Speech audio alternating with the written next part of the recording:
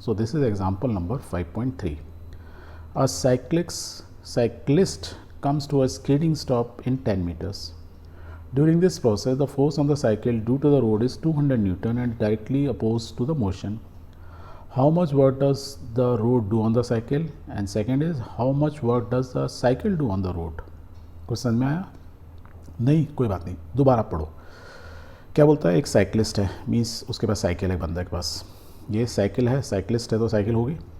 Cyclist comes to a skidding stop in 10 metres. Means cycle चल रही थी, उसने ब्रेक लगाया और साइकिल ने स्किड की. कितना दूरी तक? 10 मीटर तक स्किड करने के बाद रुक गई, स्टॉप हो गई. तो टोटल स्किडिंग कितनी ब्रेक लगाई आपने? 10 मीटर तक स्किड करती रही. This is the skidding. तो ड्यूरिंग दिस प्रोसेस, जब वो स्किड कर रही थी उस प्रोसेस में the force on the cycle due to the road is 200 newton. क्योंकि ये स्किड कर रही है रोड पर तो स्लिप हो रही है. जब स्लिप हो रही है तो क्या है, रोड जो है साइकिल को पर फोर्स लगा रही है ऑपोजिट डायरेक्शन में, opposite to the motion. Cycle किधर जा रही है? राइट साइड में. फोर्स किस में लगेगा? ऑपोजिट डायरेक्शन में. फोर्स कहाँ लगेगा? इन टायर्स के बीच में, इस टायर और इस टायर के बीच में. हम किसी एक डायग्राम पॉइंट ऑफ व्यू से एक रेफरेंस पॉइंट यदि ये ले लेते हैं स्टार्टिंग, तो फोर्स इस लेफ्ट डायरेक्शन में लग रहा है, साइकिल राइट में जा रही है. और कब तक, कितना दूर तक स्किडिंग की? 10 मीटर तक स्किडिंग की.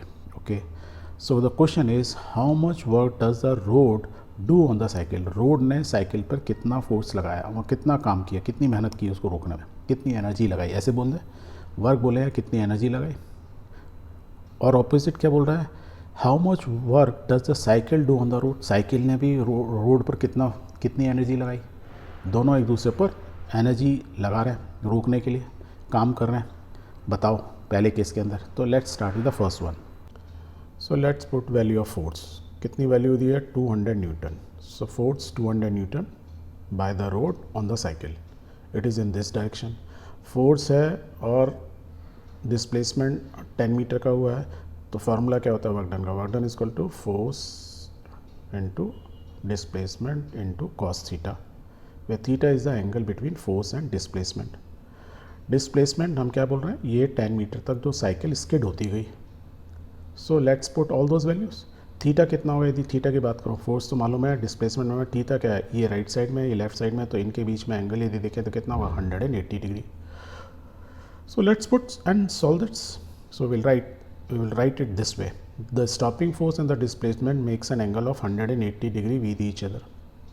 ये ना जब आप एग्ज़ाम दे रहे हो तो उसमें आपको लिखना होता है, नहीं तो एग्ज़ाम में आपको डायरेक्ट यहाँ वैल्यू डाल के आप आंसर लिख दो ना, वो कहेगा चीटिंग कर ली साइड वाले का देख के. एंड आप जो सोच रहे हो, जब तक आप किसी को बताओगे नहीं आप अच्छे हो बरो, उसको मालूम नहीं चलेगा. आप बहुत अच्छे हो बट किसी को आप शो नहीं करते हो कि आप अच्छे हो, कोई अच्छा काम नहीं कर रहे हो, तब तक नहीं मालूम चलता ना. एग्जैक्टली सेम वे में कि आपने सॉल्व तो कर दिया बट यदि लिखोगे नहीं तो मार्क्स नहीं मिलेंगे. तो we will write this way. ठीक है. एंगल है 180 किसके बीच में? The stopping force and the displacement. 180 degree बोलूँ या रेडियन में पाई रेडियन बोलूँ. So the work done by the road will be WR is equal to FD cos theta. R means work done by road on the cycle. उसी को निकाले first. How much work does the road do on the cycle. Now put the values. F is equal to 200 D10 cos pi. अच्छा, यहाँ पे मैंने एक और चीज़ नहीं लिखी. So we have to write given force is equal to this, displacement is this, theta is 180 degree, that is why work done is equal to this much. If we put all those values and we know cos 180 इसका होता है -1. Let's put, तो multiply करेंगे -2000 and the unit of work is joules. तो कितना काम किया road ने? तो will write it is negative work that brings the cycle to halt in accordance with the work energy theorem. या हम कह सकते हैं कि 200 न्यूटन का फोर्स कंटिन्यूस 10 मीटर तक इस साइकिल पे रोड के द्वारा लगता गया. एज अ रिजल्ट साइकिल हमारी हॉल्ट कर गई. ये बोल सकते हैं. अब इसी चीज़ को याद रखते हुए हम सेकंड क्वेश्चन को सॉल्व कर सकते हैं. The second question is how much work does the cycle do on the road. Cycle ने रोड पर कितना काम किया. या हम फोर्स के केस में बोलेंगे कि साइकिल के रोड के द्वारा साइकिल के टायर्स के बीच में या साइकिल पर कितना फोर्स लग रहा है? 200 न्यूटन. यदि फोर्स इस डायरेक्शन में रोड के द्वारा साइकिल पे इतना है तो अपोजिट ही तो लगेगा. किस डायरेक्शन में लगेगा? इस डायरेक्शन में. किसके द्वारा? साइकिल के द्वारा रोड पर. ये क्यों बोल रहा है? This is based on Newton's third law.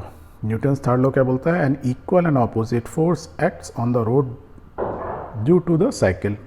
Cycle के द्वारा रोड पर उतना ही फोर्स लगेगा, बिकॉज दो बॉडी के बीच में फ्रिक्शन हो रहा है, टायर और रोड के सरफेस के बीच में। तो यदि ये इतना फोर्स रोड लगा रही है टायर्स पर, तो टायर भी उतना ही फोर्स रोड पर लगा रहे हैं। अब देखो, हमको फोर्स की वैल्यू मालूम है कितना है, 200 न्यूटन। डिस्प्लेसमेंट डी मालूम है, कॉस थीटा की वैल्यू कितनी होगी, फोर्स भी इस डायरेक्शन में है, डिस्प्लेसमेंट है, थीटा की वैल्यू 0। तो फोर्स वर्क डन क्या था, फोर्स इंटू डिस्प्लेसमेंट। और डिस्प्लेसमेंट, ये जो डिस्प्लेसमेंट डी दिया हुआ है ये तो किसका है, साइकिल का डिस्प्लेस। साइकिल इतनी दूर तक स्किड की, वेयर एज रोड तो स्किड नहीं की ना हमारी, रोड स्किड की क्या। आप जब साइकिल को रोकते हो, ब्रेक लगाते हो, तो साइकिल रुकती है, रोड तो नहीं, मतलब रोड तो जहाँ थी वहीं की वहीं रहती है। दैट मीन्स रोड के केस में डिस्प्लेसमेंट इज 0। यदि ये 0 है, फोर्स की वैल्यू 200 न्यूटन है, थीटा इज़ 1 वैल्यू दी है, कॉस थीटा की वैल्यू 1 है क्योंकि थीटा इज़ 0, तो वर्क डन कितना हो गया, डिस्प्लेसमेंट 0, तो work done is 0। So magnitude of the force is 200 newton, however the road undergoes no displacement, this we have to write so that examiner को समझ में आएगा। जब ये डिस्प्लेसमेंट 0 है, फोर्स दिया हुआ है, थीटा की वैल्यू 1, कॉस थीटा की वैल्यू 1 है, तो वर्क डन क्या हो जाएगा, 0। Thus the work done by the cycle on the road is 0। चलो ऐसे समझते हैं इसको थोड़ा सा और समझने के लिए। रोड जो है किसके ऊपर है, अर्थ के ऊपर है। अर्थ हमारी क्या है, गोल है। अब यदि मैं अर्थ की जगह ऐसा एक ड्रम लगा देता, बहुत बड़ा ड्रम लगा देता, जिस पे साइकिल आराम से चल सके, ठीक है, और ये ड्रम को ना इस सेंटर पे एक ऐसे इसमें एक रॉड डालता so that it can rotate. अब देखो, यदि मैं साइकिल चला रहा हूँ, साइकिल किस डायरेक्शन में लगा रही है, फोर्स, तो यदि इस डायरेक्शन में फोर्स लगाती तो ड्रम इस पिवोट के अबाउट या एक्स एक्सेस के अबाउट क्या होता, रोटेट करता। यदि ये रोटेट करता तो that means there is a displacement. But earth तो हमारी रोटेट की नहीं, क्योंकि अर्थ इतनी बड़ी है। यदि ऐसे बोलो बहुत ज़्यादा फोर्स लगा रहे होते हैं किसी और तरीके से, और हम बहुत दूर चांद पे बैठ के देख रहे होते हैं, मे बी हमको मालूम चलता है कि अर्थ रोटेट की उससे, पर ऐसा हुआ नहीं। हाँ, इट्स सो निग्लिजिबल। टेक्निकली आप बोल सकते हो कि सर इस फोर्स की वजह से डिस्प्लेसमेंट इतना हुआ, तो अर्थ में भी कुछ तो होना चाहिए, बट वो इतना निग्लिजिबल होगा कि आप पता ही नहीं लगा सकते। जब पता नहीं लगा सकते तो वी से डिस्प्लेसमेंट इज मोर और लेस 0। इफ इट इज़ 0, तो work done bye cycle on the road is 0, क्योंकि डिस्प्लेसमेंट हुआ ही नहीं। इस फॉर्मूले के हिसाब से डी की वैल्यू 0 है। Clear, very good.